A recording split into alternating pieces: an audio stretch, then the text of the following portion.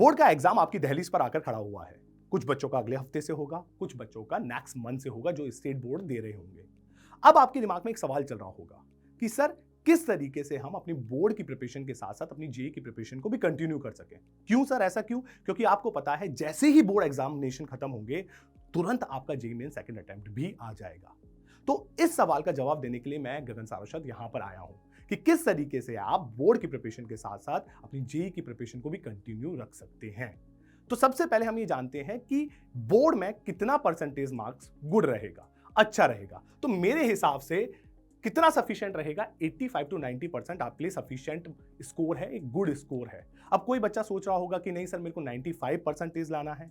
My dear, अगर आप extra समय निकाल कर अपने बोर्ड को दे रहे हैं 95% लाने के लिए और आप सीरियस वाले इंजीनियरिंग के स्टूडेंट हैं, इंजीनियरिंग कोर्स के स्टूडेंट हैं, अगर आप जेईई मेंस और जेईई एडवांस की सीरियसली तैयारी कर रहे हैं तो इसका कोई फायदा नहीं है, वो समय बेकार ही जाने वाला है। चाहे आप 82 लाएं, 83 लाएं, 84 लाएं, इसमें ज्यादा फर्क नहीं पड़ेगा क्योंकि जेईई मेंस पेपर देने के लिए आप एक मिनिमम क्राइटेरिया को ऑलरेडी फुलफिल कर चुके होंगे जो कि आप सभी जानते हैं 75% वाला। तो अगर आप अपना एक्स्ट्रा समय निकालकर बोर्ड की तरफ दे रहे हैं तो ये आपके लिए समय की बर्बादी होगा। तो मेरे according 85 to 90% is a good score, काफी बेहतर स्कोर है अगर आप इंजीनियरिंग के, बार बार बोल रहा हूं, इंजीनियरिंग के सीरियस वाले स्टूडेंट हैं।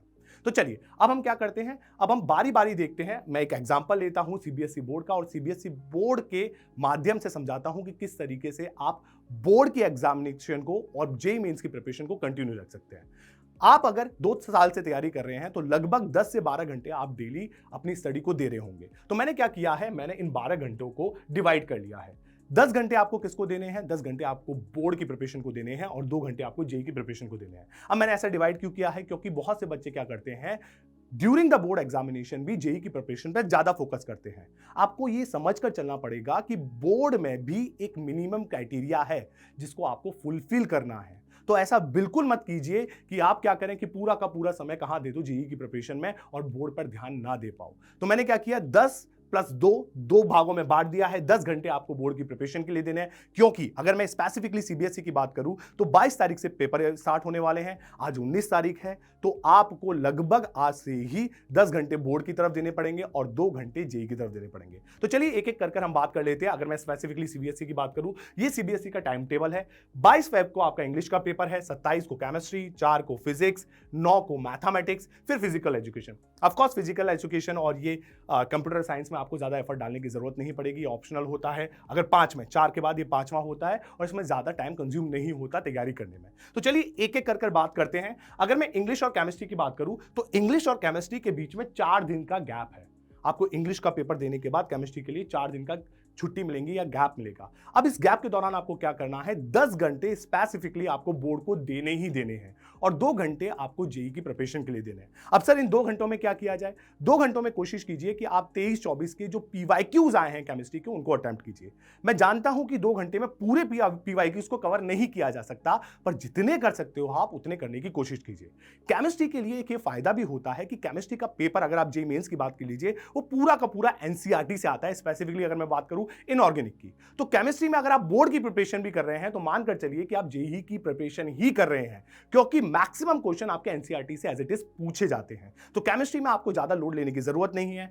10+2 कीजिए। अगर आप बोर्ड की प्रिपरेशन भी कर रहे हैं तो मानकर चलिए कि आप जेईई की प्रिपरेशन ही कर रहे हैं क्योंकि पूरा का पूरा एनसीईआरटी आपकी जेईई में भी पूछा जाता है। तो ये तो बात होगी केमिस्ट्री की। अब हम चलते हैं केमिस्ट्री और फिजिक्स की। केमिस्ट्री और फिजिक्स के बीच में 5 दिन का गैप है। इसमें आपको स्पेसिफिकली क्या करना है, फिर से मैंने बोला 10+2 में डिवाइड करना है।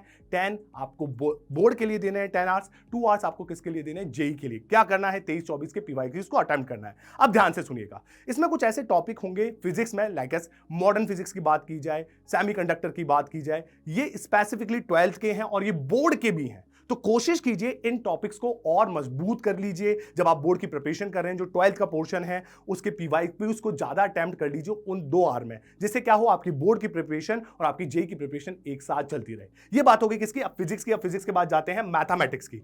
मैथमेटिक्स में माय डियर, मैथमेटिक्स का अगर जेईई मेंस की बात की जाए तो लेवल ऑलरेडी बहुत ज्यादा है बोर्ड के कंपेयर में।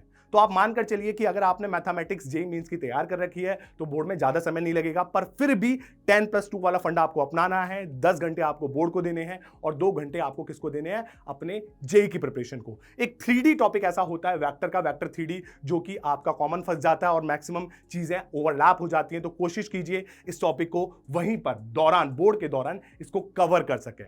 तो आई होप आपको ये चीज क्लियर होगी कि आपको किस तरीके से समय को डिवाइड करना है, 10+2 वाला फंडा अपनाना है। 19 तारीख हो चुकी है, अगर मैं सीबीएसई की बात करूं तो 19 में और 22 में ज्यादा फर्क नहीं होता।